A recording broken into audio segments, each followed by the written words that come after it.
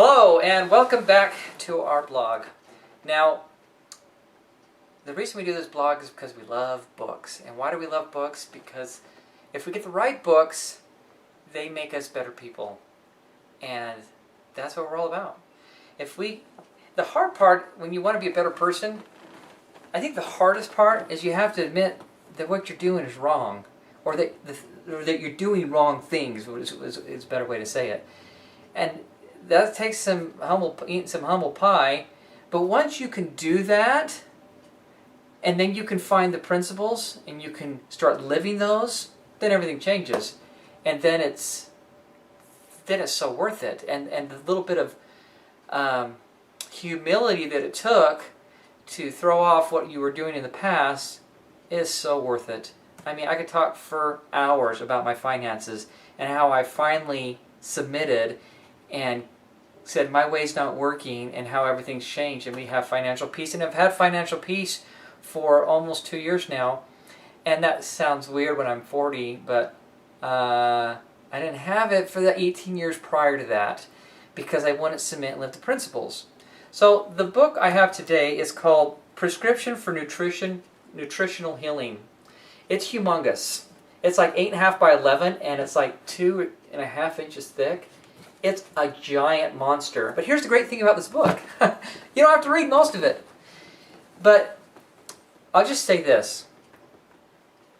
If you aren't sure if you should eat a good diet, a good healthy diet, and if you're not sure the value of exercise, read this book. Read the whole thing.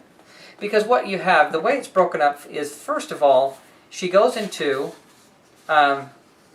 understanding the elements of health. Well, you won't see this. So the first section, part 1, is understanding the elements of health. It has an introduction, which is fabulous. And I should probably read a little part of that because it's so good. It says, even if you are healthy, you will benefit from this book because it gives advice on how to achieve and maintain optimal health. Build up your immune system and increase your energy level. Now, who doesn't want that?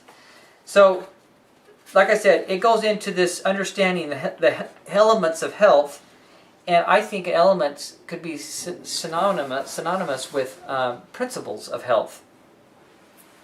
It says here, brain function, memory, skin elasticity, eyesight, energy, the ratio of lean to fat tissue in the body, and overall health are indications of how well the body is functioning. Wow. If we do not give ourselves the proper nutrients, we can impair the body's normal functions and cause ourselves great harm.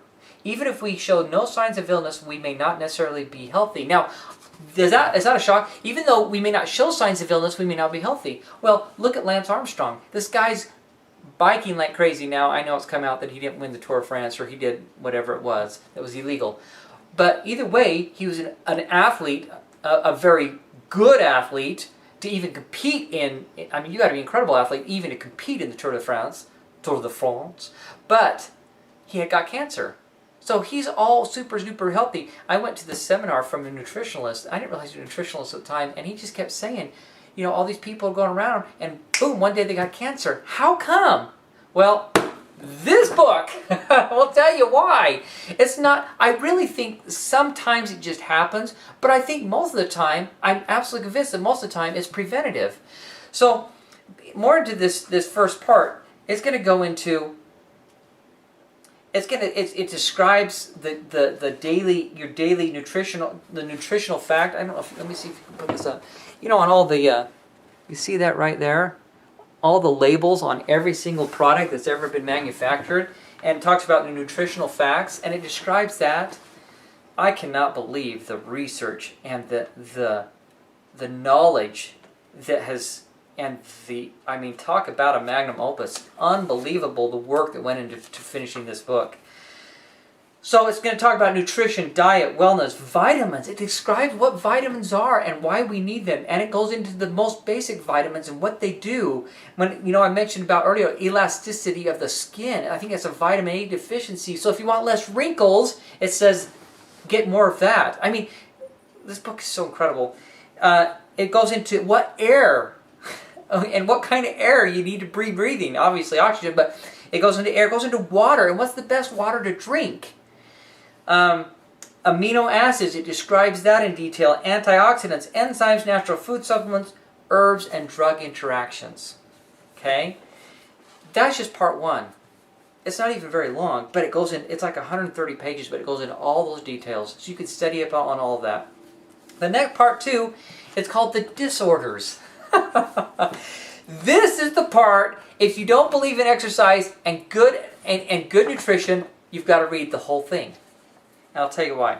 So, let me show you. If you could look on here, see how there's just, this is the page, right? It starts right, can you see my finger? No, right here, part two. Look at that, they're just single spaced all the way down. And there's one, two, there's an entire page. There's an entire page over here. And then an entire page over here, 3 pages. And then another half a page over here. And what it's doing is it's telling you in detail the disorders. Cancer, diabetes, if you get bee stings, if you get a snake bite, if you have rashes, if you have athlete's foot, if you have insomnia, you can't sleep, if you have headaches, if pregnancy-related items, it goes into tumors, sinusitis, STDs, ricklets, tooth decay, tonsillitis, vertigo, weakened immune system, heal or burn spur. I mean, you talk about high cholesterol, it goes into almost anything. A lot of these I've never even heard of. It goes into tons of detail, and this is what I love about it. Let me explain how each one's broken up. Find that one. So, oops, I gotta skip forward.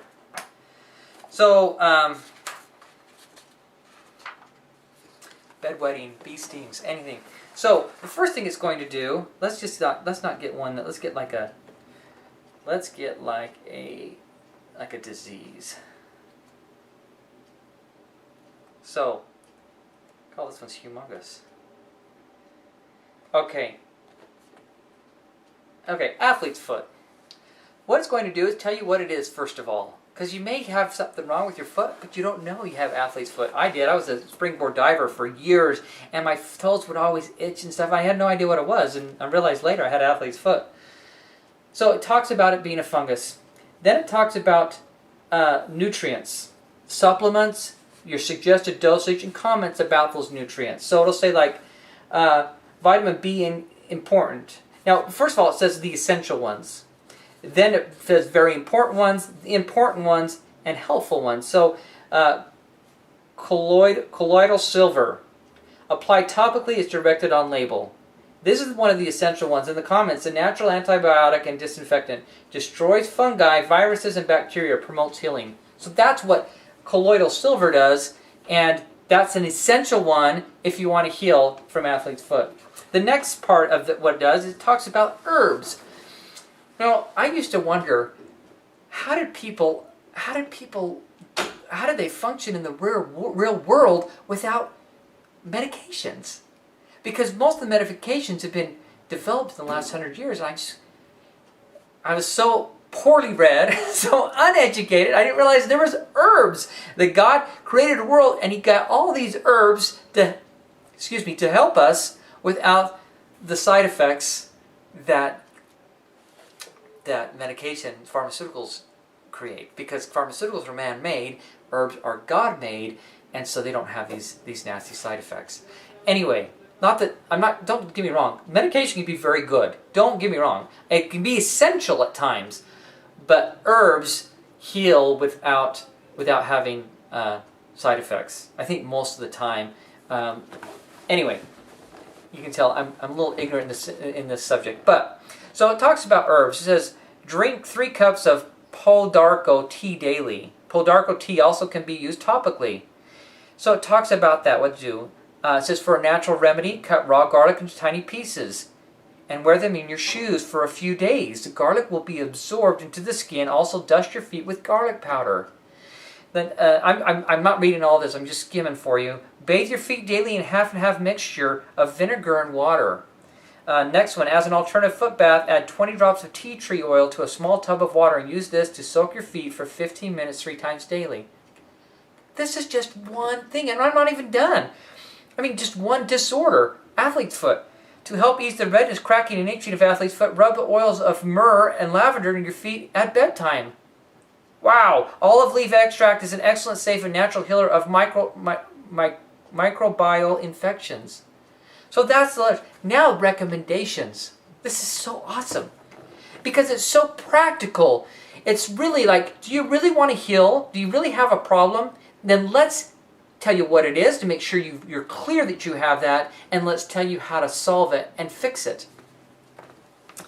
Keep your feet dry after bathing. Dry carefully between your toes. Make sure to use each towel only once before laundering because the fungi is going to get onto the towel, and if you use it again, it's going to keep going. Take care to protect your feet from direct contact with floors in communal areas such as locker rooms, and that's where I got mine from diving. If the condition doesn't clear up in 4 weeks, if there is pus or blisters in the cracked skin, if a fever develops, or if there's swelling of the foot or legs, see your healthcare provider. That's gross, isn't it? But see your healthcare provider. So there's that. Now there's considerations. So let's consider a few things. Several over-the-counter antifungal drugs called azoles, I don't know how to say that, are considered among the best treatment for athlete's foot. These include clotrimazole in Lotrimin AF, miconazole in Micotin, and undeclinic acid. Okay, I can't even say those things, but you see what I'm saying? Athlete foot can become, and the next one is athlete foot can become complicated by a fungal toenail infection. Keep the toenails clean. The next one, those with recurrent fungal infections on the feet often have fungal infection in the groin area. Isn't that amazing? The research and the knowledge that she has. Those who with, then it says, see also candidiasis and fungal infection in part 2. So, that's all the details. Now, when I talked about nutrition and stuff, it didn't talk about it in that. Nutrition is going to come and in almost every single disorder that's not something like a bee sting or a snake. I mean, that was just something that happened like athlete's foot. So if we went to something like, what's this one? ADHD, attention deficit disorder. In the recommendations, they'll say include all diet, in the diet, all fruits and vegetables except those containing salicylates listed on this page, plus bread, cereals, and crackers that contain only rice and oats. Listen, ADHD, listen, this is amazing. Limit exposure to television, video and electronic games, and loud music. Is that fascinating? Be sure your child is getting his or her carbohydrates from foods that contain complex carbohydrates. And then she talks about carbohydrates in the beginning. Limit dairy products if you notice behavior changes after they are consumed. Remove from all diet all forms of refined sugar. Well, no wonder so many people have ADHD. I've always said, you pump your kids full of Captain Crunch or Cocoa Puffs in the morning, and then you send them to school and you sit them at a desk, especially boys, and you expect them to be quiet, and they're fidgety, and you wonder why. Anyways, I love this. Anyways, do not consume any of the following: apple cider vinegar, bacon, butter, candy, and she explains why. Do not use antacid tablets. Avoid carbonated beverages, which contain large amounts of phosphates. High levels of phosphorus and low calcium. Meat and fat are high in phosphorus. Consider trying cognitive behavior therapy. Use and eliminate diet to identify that may cause or aggravating symptoms. So that's just really cool. And I don't know why it's not saying it here. I thought it would say it in here. I'm just scanning real quick. That was just the recommendation. There's the considerations.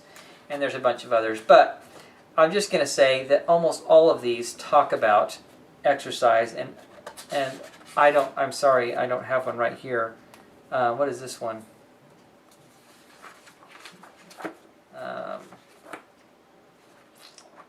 Diabetes. I'm sure it's got to say here.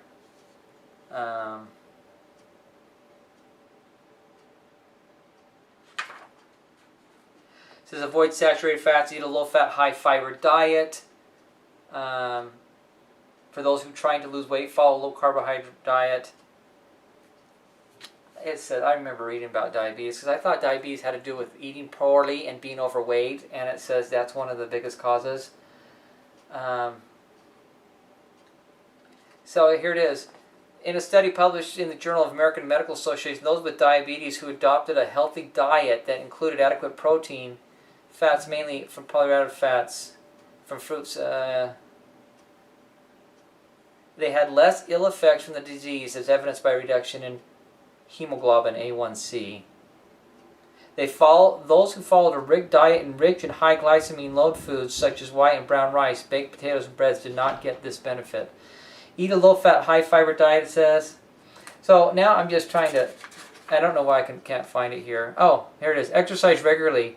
Women who exercise at least once a week had a reduced risk of developing type 2 diabetes. That's it? At least once a week? You can you reduce the risk of getting type 2 diabetes, and that's so worth it. Anyways, this book is phenomenal. That's the second section, part 2. The first part, again, is going to go over the understanding the elements of health. 2 is the disorder. And part 3 is remedies and therapies. So aromatherapy, biofeedback, breathing exercises, chiropractic exercise, fasting, homeopathy, music and sound therapy. This is real life. I just love this because we're talking about how to really heal, really have optimal health and heal your body in a way that I think is conducive. We were created, and I know we were created by God, and I absolutely believe that God created everything we need to do to have optimal health. I think the way that so many of us have bad health in our society isn't right, isn't natural. I think most of it, not all of it, but I think a lot of it can be avoided by exercise, by eating great diets, and then just taking care of yourself and getting enough sleep and drinking enough water, etc. And like I said, this book talks about it all. And it's very homeopathic. It's not going to solve all your problems. Maybe there's been irreparable damage at this point in your life. But I think by following these principles of health, you can get the best health that you could have in your current situation with your history and where you're at now. So the book is Prescription for Nutritional Healing. It was a steal. I think it cost me $23 at my health food store. It's invaluable. So if we have any concerns or any problems down the road, I'll just jump in here, find out, okay, what's the problem? Here's the best herb to use. Here's the best thing, recommendations. Like I said, like the athlete's voice. Wasn't that amazing? Practical information like don't dry between your toes and don't use the same towel twice unless it's been laundered. Just fabulous, fabulous practical advice to help us have the optimal health. And you know what? Like I said at the beginning, the hardest step is to say, what I'm doing isn't working, and I've got to change things. So we only have one life to live. Let's maximize it, and let's do the best we can, and slowly incorporate these things. I don't have hardly any refined sugar now, but it took a while. I used to have it like the bucket loads, and slowly getting rid of a bad thing and implementing more. I have fruits and vegetables. I have a ton of them all the time. And if I don't have them, I fill the void real quickly. But it took a while. I'm talking years to slowly incorporate more things and get rid of the bad, get rid of the fatty, get rid of all the processed foods and stuff that we've done. And so in fact, I think I'm probably the best health I've ever been in my life. So can't say enough about it. Love it, enjoy it. And if you have any questions, please comment below. If you like us on Facebook or share us with on whatever social media you do. And then remember, we have our Q&A Tuesday. So if you have a question about a book or whatever, let us know and we'll answer it then. Thanks for watching. Take care.